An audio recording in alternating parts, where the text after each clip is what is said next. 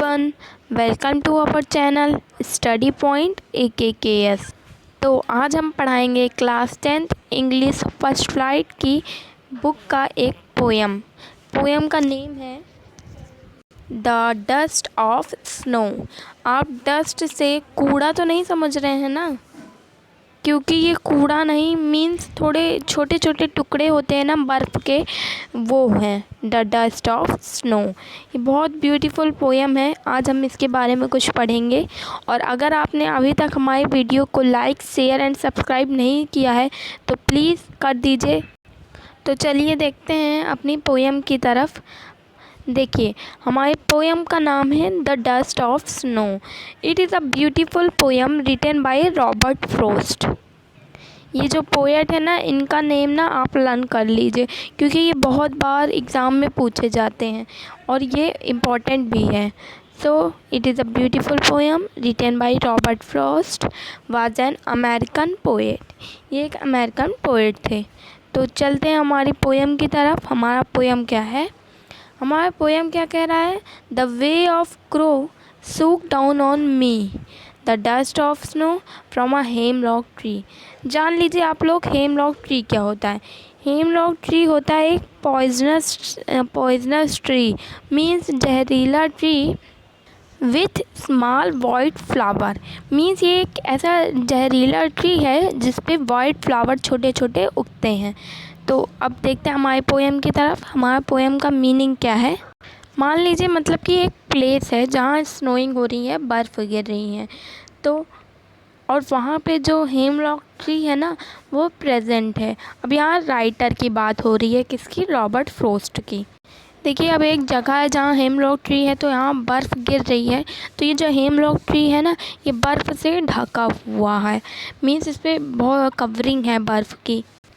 अब देखिए, इसमें है the way of crow, means यहाँ पे या फिर ये जो क्रो है ये बैठा हुआ है और मतलब कि उड़ने वाला है। देखिए, जब उड़ता है क्रो तब भी थोड़ी सी बर्फ़ गिरेगी ना उसके पैर से फिसल के, और जब बैठने आया होगा ट्री पे तब भी गिरेंगी। तो इन दोनों में से कोई एक है। मीन्स अब देखिए, हाँ, हेमलॉक ट्री के नीचे एक सीट पे मान लीजिए पोएट बैठा है, और या फिर क्रो आया, जैसा कि अभी मैंने बताया, या फिर ये वो बैठा है या फिर आया है बैठने। तो फिर थोड़ी सी डस्ट गिरी स्नो की, मीन्स बर्फ़ के टुकड़े गिरे। किसके ऊपर गिरे, अब गिरे ये पोएट के ऊपर। अब हम देखते हैं आगे क्या हो रहा है। Has given my heart a change of mood and saved some part of a day I had rued. अब रूड क्या होता है, हेल्ड इन रेग्रेट। अब देखिए, यहाँ पे चेंज ऑफ मूड दिखा है, तो मतलब कि पोएट के मूड में कुछ चेंज आए, उसी वक्त कुछ चेंज आए। अब दिया एंड सेव्ड सम पार्ट, और बचा लिया कुछ हिस्सा। किसका बचा लिया, of a day I had rued, जो दिन मेरा ख़राब हो गया था, मीन्स जो दिन पोएट का ख़राब हो गया था। अब देखिए, हेमलॉक ट्री में जब स्नो गिर रही थी तो ये बैठे थे अकेले ही, मीन्स इनका ख़राब होगा ना मन, मीन्स ये जो यानी उनका दिन जो पछतावे में जा रहा था वो, तो इस घटना ने उनका कुछ हिस्सा बचा लिया ख़राब होने से।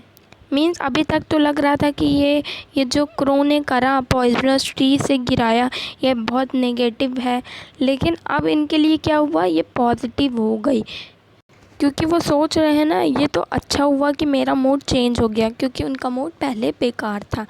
तो हमें यह स्टोरी क्या सिखाती है कि ये जो छोटे से इंसिडेंट होते हैं ना, वो बहुत बड़ा प्रभाव कर सकते हैं, उनका हमारी लाइफ में बहुत बड़ा प्रभाव पड़ सकता है। तो आपको अगर ये पोएम समझ में आ गई हो तो चलिए कुछ शॉर्ट में देख लेते हैं ये पोएम क्या थी। मीन्स ये है एक हेमलॉक ट्री, ये उसकी एक ब्रांचेस हैं, और यहाँ पे या फिर क्रो का मूवमेंट हुआ, या फिर वो आकर बैठा, या फिर उड़ के जा रहा था। तो फिर चाहे जो करेगा ग्रोथ तो यहाँ पे जो बर्फ़ होगी उसकी जो डस्ट होगी मीन्स छोटे छोटे पार्टिकल्स जो होंगे वो नीचे जाके गिरेंगे। तो यहाँ पे मीन्स ये राइटर बैठा होगा या फिर कहीं जा रहा होगा तो इसके ऊपर गिरेंगे। मीन्स ये राइटर का मूड डिप्रेशन टाइप का था, पछतावे में जा रहा था और ये उसके साथ बहुत नेगेटिव चीज़ हुई, लेकिन उसके मूड में कुछ चेंज आ गया और वो कह रहा है कि मीन्स अब उसके साथ पॉजिटिव चीज़ हुई। कैसे? क्योंकि ये जो इंसिडेंट हुआ उनके दिन का अच्छा पार्ट था। छोटे से इंसिडेंट ने उनकी लाइफ पे उस डे पे बहुत प्रभाव पड़ सकता है।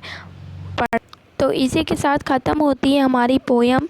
रॉबर्ट फ्रॉस्ट ने बहुत ब्यूटीफुल पोयम लिखी है। तो अब अगले वीडियो में हम देखेंगे next poem fire and ice, जो कि वो भी रॉबर्ट फ्रॉस्ट ने लिखी है। तो thank you for watching this video. Please like share and subscribe ज़रूर कीजिएगा। और अगर आपने हमारी पहले की वीडियोस नहीं देखी है अ लेटर टू गॉड तो प्लीज़ उसे जाके देख लीजिए। Thanks a lot.